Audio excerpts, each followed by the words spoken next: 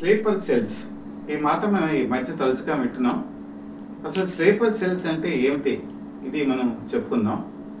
Sleeper cells అంటే మిగతా దేశాల నుంచి మన దేశానికి వచ్చి వాళ్ళకి పూర్తిగా సమాచారం ఇస్తూ వాళ్ళ పరిధిలో వాళ్ళు మెరుగుతూ మనతో పాటు ఉంటూ మనతో పాటు జీవనం సాగిస్తూ ఎప్పుడైతే వాళ్ళ దగ్గర నుంచి ఆర్డర్స్ వచ్చాయో అప్పుడు వాళ్ళు యాక్టివేట్ అయ్యి విధ్వంసం సృష్టించడమే ఈ స్లీపర్ సెల్స్ యొక్క ప్రధానమైన ఉద్దేశం. అయితే ఈ స్లీపర్ సెల్స్ ఎప్పుడు యాక్టివేట్ అవుతారు అంటే, ఇప్పుడు ఫర్ ఎగ్జాంపుల్ పాకిస్తాన్ ఉంది. పాకిస్తాన్ వాళ్ళకి సంబంధించిన వాళ్ళు అనేక మంది మన ఇండియాలో రకరకాల ప్రాంతాల్లో నివసిస్తున్నారు. అలాగే బంగ్లాదేశ్ ఉంది. బంగ్లాదేశ్ నుంచి రోహింగ్యన్స్ అని చెప్పేసి చాలామంది మన వెస్ట్ బెంగాల్కి వచ్చి అక్కడ స్థిరపడి ఉన్నారు. హైదరాబాద్ కూడా వచ్చి ఉన్నారు. అయితే వీళ్ళు వచ్చేది ఎలాగా, కేవలం $200 కనుక వాళ్ళు ఇన్వెస్ట్మెంట్ చేసుకుంటే ఈ బోట్స్ ద్వారా తీసుకొచ్చి వెస్ట్ బెంగాల్లో వదిలేస్తారు. సో అక్కడి నుంచి వాళ్ళు వివిధ ప్రాంతాలకి తరలి వెళ్ళిపోయి అక్కడ సెటిల్ అవుతారు. ఇప్పుడు అంచనాల ప్రకారం వెస్ట్ బెంగాల్లో 15% వాళ్ళ పాపులేషన్లో ఈ రోహింగ్యన్సే ఉన్నారు. బంగ్లాదేశ్ నుంచి వచ్చిన వాళ్ళు, వాళ్ళకి ఐడెంటిటీ కార్డు ఉంది, ఆధార్ కార్డు ఉంది, తర్వాత అన్ని రకాలైనటువంటి సపోర్ట్ వాళ్ళకు ఉంది, వాళ్ళు ఉంటున్నారు. అలాగే మన హైదరాబాద్కి వచ్చేప్పటికి 20,000 మంది ఈ స్లీపర్ సెల్స్ ఉన్నట్టు ఇంటెలిజెన్స్ బ్యూరో నిర్ధారించింది.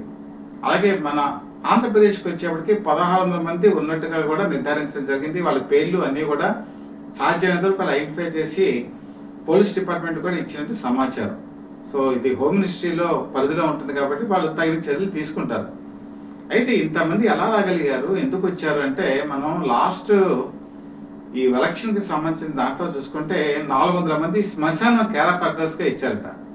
అలాగే చిన్న డిక్కీ లాంటి రూమ్లో దాదాపు ఒక 500 మంది వాళ్ళ ఓటర్ల పేర్లు వాళ్ళ అడ్రస్ ఇవ్వడం కూడా జరిగింది. దీన్ని బట్టి మనం అర్థం చేసుకోవచ్చు వాళ్ళు ఏ రకాలుగా సెటిల్ అయిపోయారు. వీళ్ళు ఎలా వస్తారంటే, ఫర్ ఎగ్జాంపుల్ మీరు హైదరాబాద్లో తీసుకుంటే హైదరాబాద్లో వీళ్ళు చాలా ఈజీగా కలిసిపోతారు.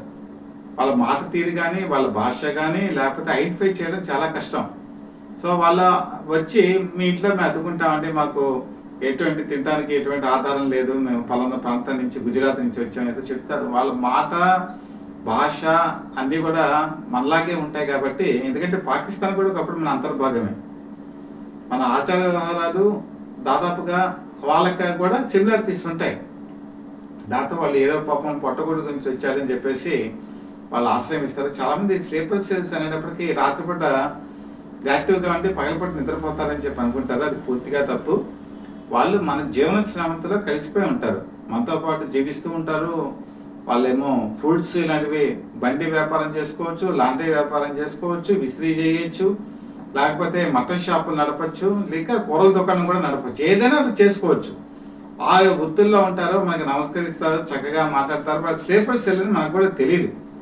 ఎప్పుడు వాళ్ళు విధ్వంసం సృష్టిస్తారో అంతకంటే తెలియదు. ఎందుకంటే 2007 సంవత్సరం మీరు ఒకసారి గుర్తు తెచ్చుకోండి, గోకుల్ చాట్ లుంబినీ పార్క్ హైదరాబాద్లో భయంకరమైనటువంటి విస్ఫోటనం. ఈ విస్ఫోటనం అప్పుడు వీళ్ళు ఏం చేశారంటే, పోలీసులు ఇన్వెస్టిగేషన్ ప్రాసెస్లో మీకు జ్యువెలరీ షాప్స్ ఉంటాయి కదా, ఈ జ్యువెలరీ షాప్స్లో ఆ రోజు హైదరాబాద్ ప్రధాన కేంద్రంగా చేసుకొని 19,000 మంది డిజైన్స్ చేసేవాళ్ళు, అంటే స్వర్ణకారులు అనుకోవచ్చు, గోల్డ్ స్మిత్ వాళ్ళు పనిచేస్తున్నారు. 19,000 మందిని వాళ్ళు ఐడెంటిఫికేషన్ ప్రాసెస్ చేస్తే అందులో 4,000 మందికి ఎటువంటి ఆధార్ కార్డు లేవు, ఏమీ లేవు. వాళ్ళు ఇతర దేశాల నుంచి వచ్చారు. వాళ్ళని కూడా ఇంట్రాగేషన్ చేశారు. అందులో వాళ్ళ పాత్ర లేదని నిర్ధారించుకున్న తర్వాత వాళ్ళని వాళ్ళ దేశాలకి పంపించేశారు. అది ఎప్పుడు 2007లో జరిగింది. అయినా ఇప్పటికీ కూడా చాలామంది అనేక రకాల మారుపేర్లతో వేషాలతో ఇక్కడికి వస్తూనే ఉన్నారు, ఇక్కడ స్థిరపడి ఉన్నారు. ఇప్పుడు వాళ్ళు యాక్టివేట్ అయ్యేటువంటి అవకాశాలు ఉన్నట్టుగా ప్రభుత్వం గుర్తించింది. అయితే ఇప్పుడే ఎందుకు యాక్టివేట్ అవుతున్నారు, దానికి కారణం ఏంటంటే పాకిస్తాన్ ఈరోజు యుద్ధంలో బాగా దెబ్బతింది. యుద్ధం అని కూడా అనుకోవడంతో ఆపరేషన్ సింధూర్ అనాలి. ఆపరేషన్ సింధూర్ అనేటువంటి విషయంలో బొక్కబోల్లా పడింది పాకిస్తాన్ అనుకుంది ఎయిర్ డిఫెన్స్ సిస్టమ్ మరి బ్రహ్మాండంగా ఉంది, అలాగే మా దగ్గర మిసైల్స్ ఉన్నాయి, మా దగ్గర బ్రహ్మాండమైన వార్షిప్స్ ఉన్నాయి, పైగా టర్కీ నుంచి కూడా ఒక వార్షిప్ వచ్చింది, మాకు చైనా సపోర్ట్ ఉంది. ఇవన్నీ అనుకుని రంగంలోకి దిగిన తర్వాత వాళ్ళకి అర్థమైన విషయం ఏంటంటే, అసలు మనం యుద్ధంలో పాకిస్తాన్ అనేది మిగలకుండా పోతుంది, ఒకటి కారణం. రెండోది ఏంటంటే, భారత్ చేస్తున్నటువంటి ఈ వైమానిక దాడులను ఎదుర్కొనే స్థితిలో కూడా వాళ్ళు లేరు. తర్వాత ఘోరమైన పరాజయం. అసలు పాకిస్తాన్ సైనికులు ఇంత ఘోర ఓటమిని అసలు వాళ్ళే ఊహించుండరు. మనం 9 చోట్ల జరిపినటువంటి విధ్వంసకమైన అనేక దాడుల్లో చాలా మంది ఉగ్రవాదుల్ని మనం మట్టిపెట్టాం. కొంతమంది 100 మంది అంటున్నారు, 150 మంది అంటున్నారు, ఇంకా పెరిగే అవకాశాలు కూడా ఉన్నాయి. అసలు ఆ ఉగ్రవాద మోకలు కూడా ఊహించుంటారు ఇంత దూరం వచ్చి మమ్మల్ని ఇలాగ టార్గెట్గా కొట్టగలరు అని.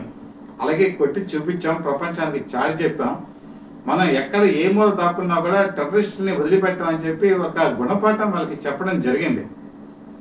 అయితే ఇక్కడ బేసికల్గా వచ్చేప్పటికి ఏంటంటే ఉగ్రవాద శిబిరాలు అనేది ఎప్పుడైతే టార్గెట్గా మనం చేశామో వాళ్ళకి తెలిసిపోయింది పాకిస్తాన్కి మనం ఏం చేయలేము అని చెప్పేసి. అలాగని చెప్పి వాళ్ళు ఊరుకున్నారా? పోనీ ఊరుకోవాలా.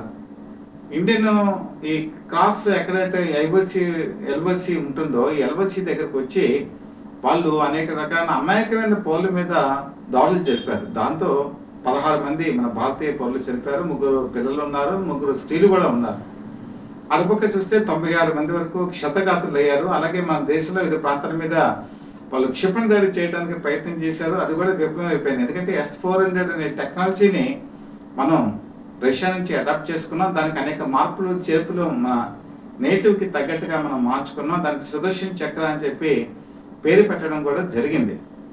దీంతో వాళ్ళు వచ్చే మిసైల్స్ అని మన గాల్లోనే పేల్చేసాం, మన సత్తా ఏంటో నిరూపించాం. దాంతో వాళ్ళకి అర్థమైపోయింది ఏంటంటే ఇంకా యుద్ధంలో మన మిసైల్స్ ప్రయోగించి కూడా ఏమీ చేయలేమని చెప్పేసి అర్థమైంది. ఇంకా నావల్ విషయానికి వచ్చేప్పటికి మనకు తెలుసు, మన దగ్గర ఉన్నటువంటి అతిరథ మహారథమైనటువంటి ఈ నావల్ సంబంధించినటువంటి వార్షిప్స్ కానీ ఇవన్నీ కూడా వాళ్ళకి అసలు ఒగురుపాటు కలిగిస్తుంది.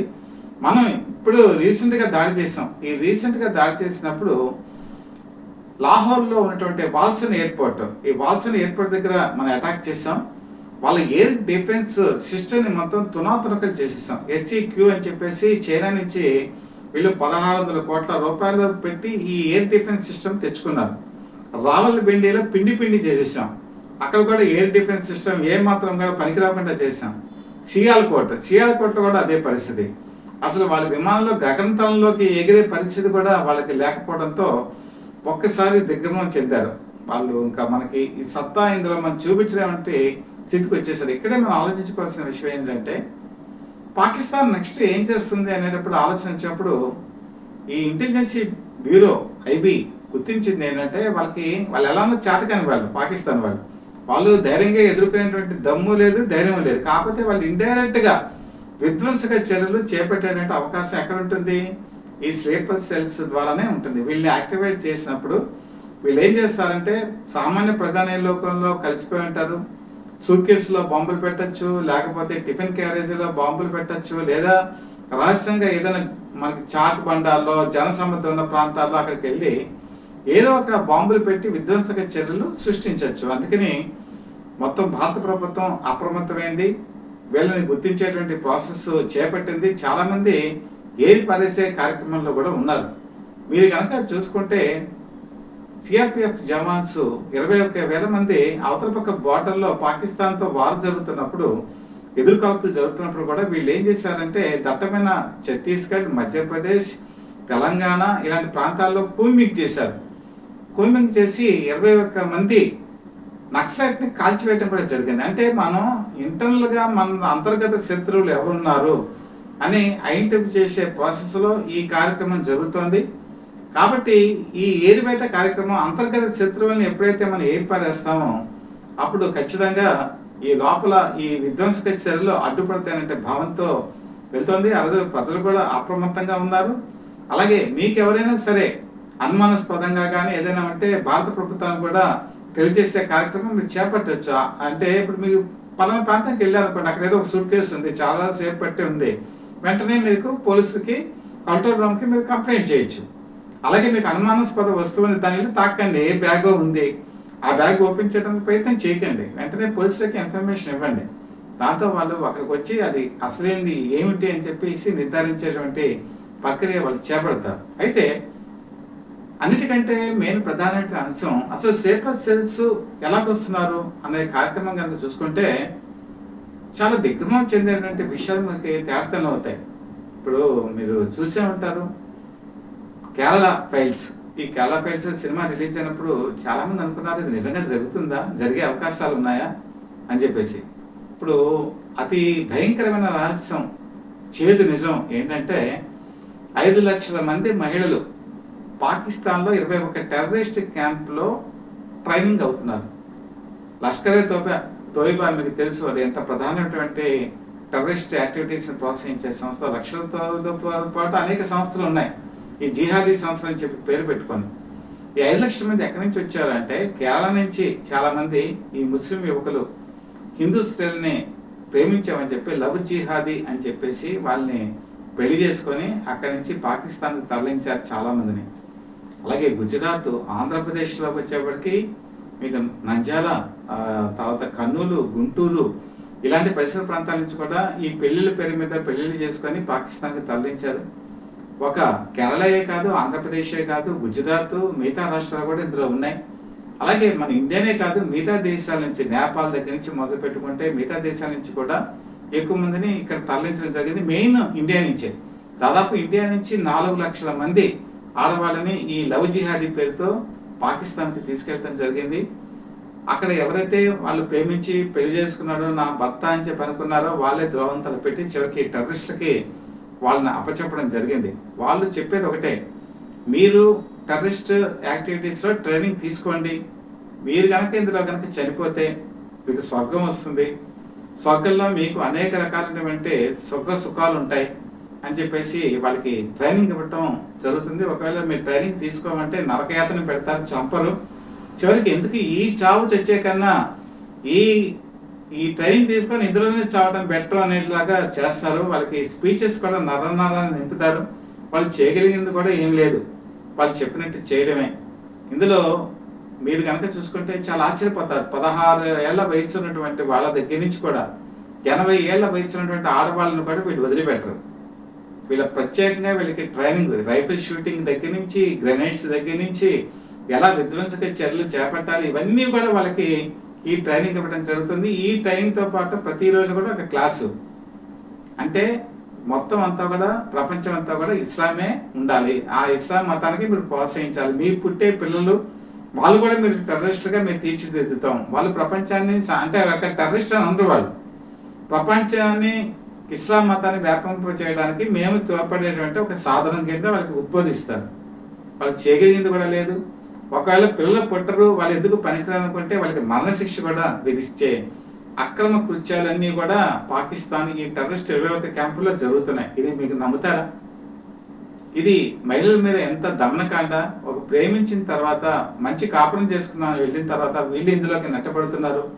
అందులోంచి బయటికి రానటువంటి పరిస్థితి. వాళ్ళు పిల్లలు పుట్టిన తర్వాత ఆ పిల్లల్ని కూడా వేరు చేస్తారు.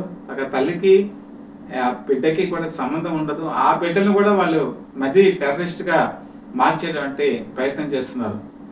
ఇందులో కొంతమంది తప్పించుకొని కేరళ వచ్చినప్పుడు కూడా చాలా మంది తల్లిదండ్రులు వీళ్ళని యాక్సెప్ట్ చేయలే. ఇలాంటి వాళ్ళు కూడా రకరకాల మార్గాలు ఎలా పంపిస్తారంటే డైరెక్ట్ పాకిస్తాన్ నుంచి పంపించడానికి అవ్వదు. అందుకని వీళ్ళు ఏం చేస్తారంటే నేపాల్కి తరలిస్తారు. నేపాల్కి తరలించిన తర్వాత అక్కడ వాళ్ళు డబ్బులు ఖర్చు పెట్టి అక్కడ ఆధార్ కార్డు అవన్నీ కూడా సృష్టిస్తారు. నేపాల్ నుంచి మిగతా కంట్రీస్కి మీరు చూసుకుంటే ఇండోనేషియా కానీ, సింగపూర్ కానీ, మలేషియా కానీ ఇలాంటి ప్రాంతాలకి తీసుకెళ్తారు. తీసుకెళ్ళిన తర్వాత అక్కడ ట్రావెల్ ఏజెన్సీలతో మాట్లాడి తిరిగి వాళ్ళని ఏం చేస్తారంటే పేరు మారుస్తారు, ఊరు మారుస్తారు, వాళ్ళ ఏజ్ అన్నీ కూడా మారుస్తారు, ఐటీ కార్డులు కూడా మారుస్తారు.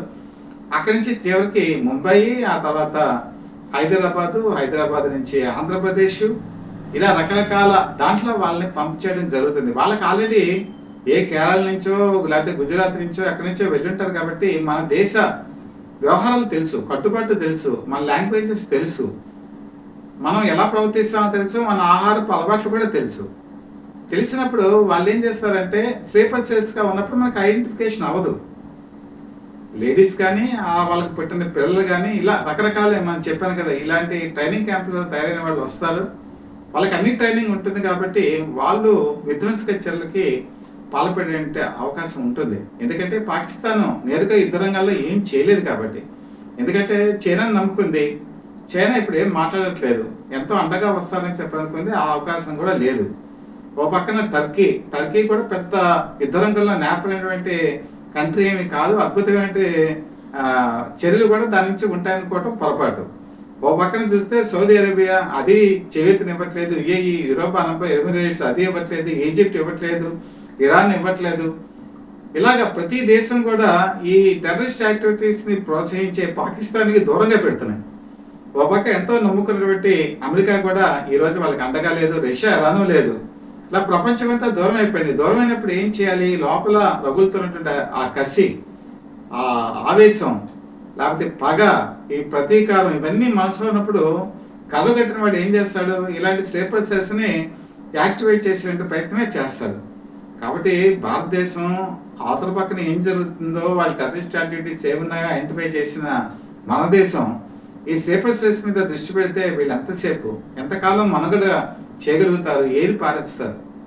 కాబట్టి ఆ కార్యక్రమం కూడా జరుగుతోంది. కాబట్టి ఈ స్లీపర్ సెల్స్ ఎలా మారుతారు, ఏ రకమైనటువంటి ఇది అన్నీ కూడా ఈరోజు భారతదేశం ప్రపంచానికి వెల్లడి చేసింది. ఫోటోలు కూడా పంపించడం జరిగింది. ముఖ్యంగా ఈ లేడీస్కి ట్రైనింగ్ ఇచ్చే టెర్రరిస్ట్ క్యాంప్స్ గురించి చెప్పినప్పుడు కూడా ప్రపంచం అంతా నివ్వరిపోయింది. మనం ప్రతిదీ కూడా చాలా కరెక్ట్గా క్యాలిక్యులేటెడ్గా ఫొటోస్తో సహా ఈ టెర్రరిస్ట్ క్యాంప్స్ని మనం ఇవ్వడం జరిగింది. ఈ ట్రైనింగ్ క్యాంప్స్ గురించి కూడా మనం ఫొటోస్, వీడియోస్ అన్నీ కూడా ప్రపంచాల ముందు పెట్టాము. ప్రపంచం అంతా కూడా ఆశ్చర్యపోతుంది, సభ్య సమాజం తలదించుకుంటుంది. పాకిస్తాను ఒకప్పుడు టెర్రరిస్టులు ప్రోత్సహించే దేశంగా అందరికీ తెలుసు, తెలియంది కాదు. కానీ ఇంత ఘోరంగా వీళ్ళు టెర్రరిస్టులని ఇలా ప్రోత్సహిస్తారా? ఇది ఒక ప్రపంచవ్యాప్తంగా పాకిపోయింది. ఇక తీసుకుంటే ఇజ్రాయెల్, తర్వాత ఇక చాలా దేశాలు, ఈవెన్ అమెరికా కూడా దీనికి బాధిత దేశమే కదా. ఎంతోమంది ఈ టెర్రరిస్ట్ చర్యలకి చాలా మంది పౌరులు బలైపోతున్నారు. అందుకని ప్రపంచం కూడా విస్తుపోయింది. ఈ స్లీపర్ సెల్స్ అనేది ఈ రోజు కనుక చూసుకుంటే, ఈవెన్ ఒకప్పుడు బంగ్లాదేశ్కి మనం చాలా హెల్ప్ చేసాం. పాకిస్తాన్ నుంచి అది ఇబ్బంది పడుతుంటే అక్కడి నుంచి బంగ్లాదేశ్ నుంచి చాలా మంది మన దేశానికి వస్తుంటే, ఆ రోజు ప్రధానమంత్రి ఐరన్ లేడీ ఇందిరాగాంధీ, ఉక్కు మహిళ, ఈవిడ ఆ రోజు ఒక సైనిక చర్య చేపట్టి బంగ్లాదేశ్ని పాకిస్తాన్ నుంచి విడగొట్టి వాళ్ళకి స్వాతంత్రం ఇచ్చింది. ఈరోజు వాళ్ళు కూడా మనకి అగెనిస్ట్ గానే మాట్లాడుతున్నారు. అక్కడి నుంచి కూడా చాలా మంది ఈ స్లీపర్ సెల్స్ వస్తున్నారు. కాబట్టి మనం దాని మీద కూడా దృష్టి పెట్టాం. ఇప్పుడు ఇంటెలిజెన్సీ బ్యూరో, అలాగే ప్రతి రాష్ట్రంలో సంబంధించిన హోమ్ మినిస్టర్, ముఖ్యమంత్రి, అలాగే పోలీస్ డిపార్ట్మెంట్ వీళ్ళందరినీ కోఆర్డినేట్ చేసుకుని ఈ లిస్టు వాళ్ళకి అందజేసింది. ప్రజెంట్ వాళ్ళని ఐడెంటిఫై చేసి ఏరివేసే కార్యక్రమంలో భారత ప్రభుత్వం ఉంది. ఖచ్చితంగా మనం అన్నింటిలోనే విజయం సాధిస్తాం. ఏ విషయంలో కూడా విజయం సాధిస్తాం. ప్రజలు కూడా అప్రమత్తంగా ఉండి ఏదైనా అనుమానాస్పదంగా ఉన్నప్పుడు మీ విధి నిర్మాణంలో మీ భాగంగా పోలీసులకి చెప్పవలసిన అవసరం ఎంతైనా ఉందని కూడా విజ్ఞులు భావిస్తున్నారు. మీకు కనుక ఈ కంటెంట్ కనుక నచ్చినట్లయితే లైక్ చేయండి, అలాగే బెల్ ఐకాన్ ప్రెస్ చేసి మీ సబ్స్క్రిప్షన్ మాకు ఇవ్వండి, మీ సపోర్ట్ మాకు ఇవ్వండి. ఎందుకంటే ఈ కంటెంట్ అనేది చాలా సోర్సెస్ ఆఫ్ ఇన్ఫర్మేషన్ తీసుకొని మేము ముందుంచుతున్నాం. మన భారత ప్రభుత్వం చేస్తున్నట్టే అభివృద్ధి కార్యక్రమాన్ని మనం చెప్తున్నాం. మంచిని చాలా విస్తృతంగా తీసుకెళ్తున్నాం. మన భారత ప్రభుత్వం గొప్పతనాన్ని కూడా ఈరోజు ప్రపంచానికి చాటి చెప్తున్నాం. కాబట్టి మీ దేవుళ్ళు మాకు ఎప్పుడు కావాలని చెప్పి మనస్ఫూర్తిగా కోరుకుంటూ మీ డివిఎస్ఎస్ కృష్ణప్రసాద్.